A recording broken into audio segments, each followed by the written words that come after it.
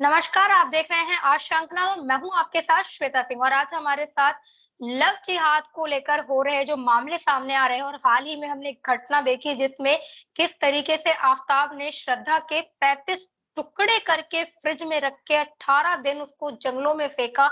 इस तरह की जो दरिंदगी है, उसके पीछे की जो छुपी मानसिकता है, लव जिहाद के जो घटनाएं हमारे सामने आ रहे हैं, उसको लेकर आज हमारे साथ मौजूद है विशेष कार्यक्रम में मोहम्मद कौसर हसन जी। बहुत-बहुत स्वागत है आपका आज शंखनाद में।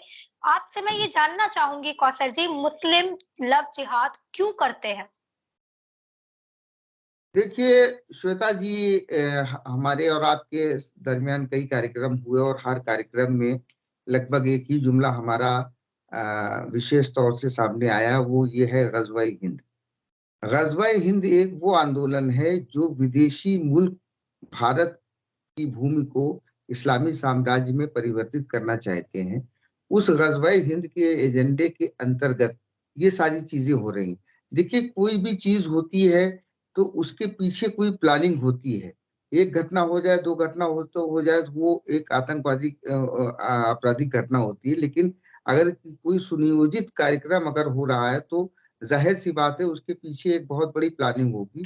तो इन सारी चीज़ों के पीछे एक प्लानिंग है, उसी प्लानिंग के तहत कभी लव जिहाद किया जाता है, कभी संपत्ति जिहाद किया जाता है, कभी ज़मीन जिहाद किया जाता है, तो कभी अन्य प्रकार से जो है वो धार्मिक कार्यों के ज़रिए इन सब चीज़ों को परिवर्तित किया जाता है। ये उसी का एक हिस्सा है। जी बिल्कुल, क्या मुस्लिमों को लव जिहाद करने के लिए फंड मुहैया करवाई जाती है? देखिए, अभी जब पीएफआई पर बैन लगाया गया था, तो बैन लगाने के दौरान एनआईए की एक जाँच हुई थी। उस जाँच में ये बात सामने आई थी कि पीएफआई के द्वारा लोगों को मतलब जो है वो लोगों को दूसरे धर्म के लड़कियों को अपने धर्म में लाने के लिए बाकायदा प्रलोभन दिया जाता था। किसी को कार गिफ्ट करने का लालच दिया जाता था, किसी को और तरीके से लालच दिया जाता था। तो ज़ाहिर-सी बात है, ये चीज़ हुई है इसलिए ये बात सामने आई है। हम ये नहीं कहते कि सारे मामले सही हैं, लेकिन अगर एक भी मामला इस तरीके का है, तो वो चिंताजनक है। जी बिल्कुल। मेरा आपसे अब एक जो सवाल होगा, ये बेहद गंभीर सवाल है। क्या मुसलमानों ने युद्ध की शुरुआत कर दी है? क्या इस्लामिक राष्ट्र बनाने की उन्होंने तैयारी शुरू कर दी है, जिसका शिकार वो अब हिंदू महिलाओं को बना रहे हैं लगातार? देखिए, मुसलमानों ने युद्ध की शुरुआत नहीं कर दी है, ये कहना ठीक नहीं होगा। युद्ध की शुरुआत उन लोगों ने कर दी है, जो मुसलमानों के बीच में रह कर के अपने कार्यों को कर रहे हैं और वो भी मुसलमान ही कहे जाते हैं क्योंकि वो अपने आप को मुसलमान कहते हैं। और ये शुरुआत आज से नहीं हुई है।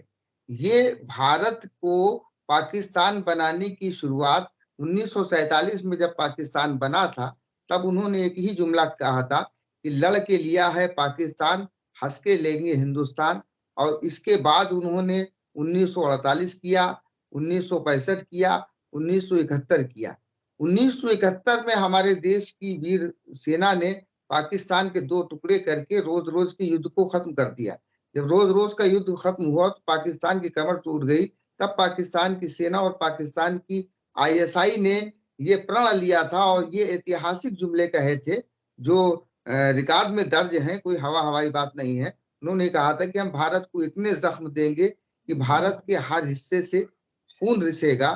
तो ये उसी एजेंडे के तहत सारा काम किया जा रहा है। 1971 के बाद से जिस तरीके से पाकिस्तान के अंदर ग़ज़वा-ए-हिंद आंदोलन चलाया गया, जमात-ए-इस्लामी का निकाला हुआ एक मुल्ला था जिसने हिमायत-ए-इस्लामी इंसानी बनाई, उसका नाम था डॉक्टर इसरार कासमी।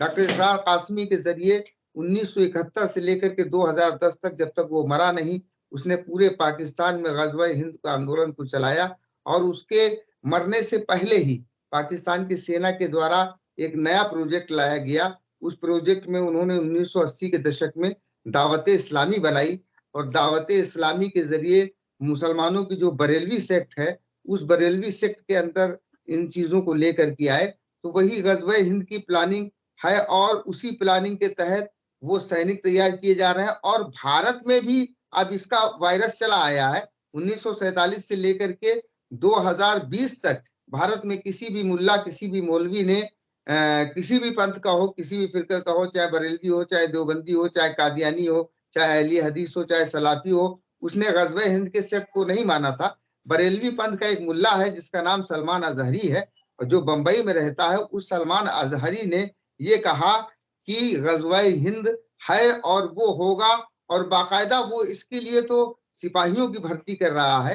तो दावत इस्लामी के कैडर्स के द्वारा सलमान अजहरी के जरिए ये सारे कार्यक्रम को किया जा रहा है। निश्चित तौर से भारत के अंदर ये प्लानिंग चल रही है और ये कार्य चल रहा है, जिसको गज़वे हिंद प्रोजेक्ट कहा जाता है, और जो भारत को एक और इस्लामी पाकिस्तान के रूप में परिवर्तित करने की मानसिकता रखते हैं।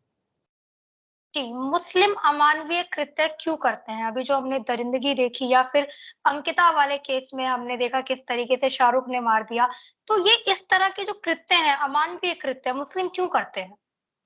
आपको एक बात मैं बताऊं कि ये शब्द मुस्लिम उसके साथ एक्सेप्ट ही नहीं होगा, क्योंकि कुरान में साफ-साफ लिखा हुआ है, जिसने किसी एक बेगुनाह का कत्ल किया, उसने सारी इंसानियत का कत्ल कर दिया। तो और जिसने सारी इंसानियत का कत्ल किया, उसने अल्लाह को नाराज किया, और जिसने अल्लाह को नाराज किया, उसका इस्लाम से और दीन से कोई ताल्लुक नहीं है। ऐसा कृत्य करने के बाद वो मुसलमान ही कहाँ रह गया? उसने तो एक पाशविक, एक राक्षसी कृत्य किया है, और उस कृत्य का यही आप इस बात से अंदाजा लगा सकते हैं कि उसने कितनी विभत्सता के साथ एक महिला के 35 टुकड़े किए, उन टुकड़ों को 18 दिन तक फ्रिज में रखता रहा और उसके बाद उसको फेंकता रहा। तो ये एक पाशविक कृत्य है जिसको धर्म के साथ जोड़ा ही नहीं जा सकता, क्योंकि धर्म तो इसकी इजाजत ही नहीं देता है। अगर इस्लाम का अध्ययन करें आप, इस्लामी पुस्तकों का अध्ययन करें, तो अंग भंग करने की, इस युद्ध में भी अंग भंग करने की स्पष्ट मनाही है। ये तो हत्या है, और हत्या का जो आरोपी जो है, जो अपराधी है, आफ्ताब। उसको भी इस्लामी कानून के मुताबिक वो मृत्युदंड का अधिकारी हो गया। जी, बिल्कुल, मेरा आपसे एक अगला सवाल होगा भीम और मीम की सच्चाई से संबंधित। जिस जिस श्रद्धा को आफ्ताब ने मारा है, वो दलित समाज से आती है, तो भीम और मीम की सच्चाई क्या है? देखिए, ये एक राजनीतिक वाक्य है जिसको एक पार्टी के लोग जय भीम कह के बोलते हैं, और एक पार्टी के लोग जय मीम करके बोलते हैं। अभी जब आपने देखा होगा सीएनआरसी का आंदोलन हुआ था, तो जय मीम और जय भीम का समीकरण बनाया गया था। अब मैं किसी का नाम लेना उचित नहीं समझता हूँ। अब आप समझ सकते हैं कि किन लोगों ने इसको बनाया था।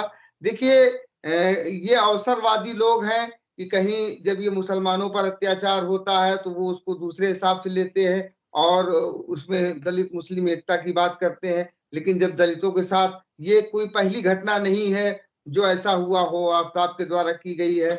इससे पहले घटनाएं राजस्थान में कई जगह पर हुई, और भी देश के कई स्थानों में इस तरीके की घटनाएं हुई। ये आपराधिक घटना है, इसको किसी उसके साथ जोड़ करके नहीं देखना चाहिए, बल्कि मेरा तो ये मानना है कि किसी भी आपराधिक घटना को अगर धर्म के साथ जोड़ दिया जाता है, तो उसमें फिर वो पक्ष कमजोर हो जाता है, फिर पीड़ित का पक्ष उसमें कमजोर हो जाता है। ये प्योर आपराधिक घटना है, और ऐसी घटना ये विरलतम से विरलतम अपराध के दायरे में आती है, और इस व्यक्ति को तो तत्काल फांसी पर चढ़ा देना चाहिए, न्यायिक प्रक्रिया का पालन करने के पश्चात। जी, बिल्कुल, बहुत ही खुशी हुई आपसे जानकर कि आपने इस तरीके से बताया कि फांसी पे चढ़ा देना चाहिए। लेकिन मेरा आपसे सवाल होगा जो शायद मैं कई बार आपसे कर चुकी हूँ।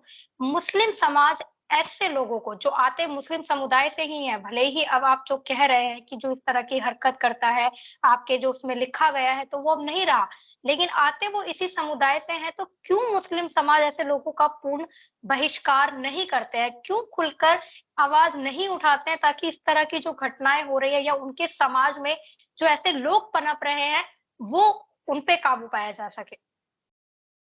देखिए, ये बहुत हैरानी की बात है कि मुस्लिम समाज से इस तरीके की बातें नहीं उठती हैं। जो धर्म ग्रंथ ये कहता हो कि ऐ ईमान वालों, इंसाफ पर मजबूती के साथ कायम हो जाओ और झूठी गवाहियों से बचो, चाहे उसमें तुम्हारा रिश्तेदार ही क्यों ना हो।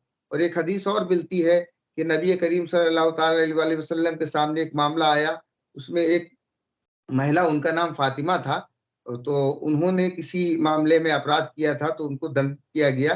तो लोगों ने कहा कि ये तो आपकी रिश्तेदार हैं, इनको छोड़ दीजिए। तो आपने कहा कि अगरचे कि ये तो रिश्तेदार है, अगर मेरी सगी बेटी ने भी ऐसा अपराध किया होता तो उसको भी उसी प्रकार का दंड मिलता।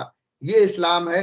आज न जाने क्यों, किन कारणवश, कि जब उस बात को उठाया जाता है, मैं तो खुद इस बात का पीड़ित हूँ कि जब मैंने इस धर्म के नाम पर किए जा रहे अनैतिक कृत्यों का विरोध किया, तो हमारा ही समाज और हमारे ही समाज के लोग हमारे परिवार के जान के और माल के दुश्मन हो गए, न जाने कितने हमले हुए। तो ये खुद एक बड़ा सोचनीय और विचारणीय प्रश्न है कि जो समाज लोगों को उस पर से अत्याचार को मिटाने के लिए बात करता हो, आज उसी समाज से अत्याचार किया जा रहा है।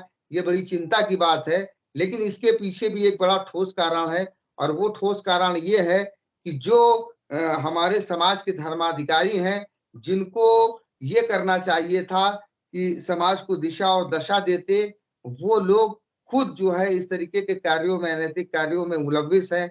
जो स्थान जहाँ से लोगों को सुधार की बात, शिक्षा देने वाली बात की जाती हो, वहाँ से खुद ही व्यभिचार की खबरें आ रही हैं। तो ये खुद अपने आप में चिंता की बात है।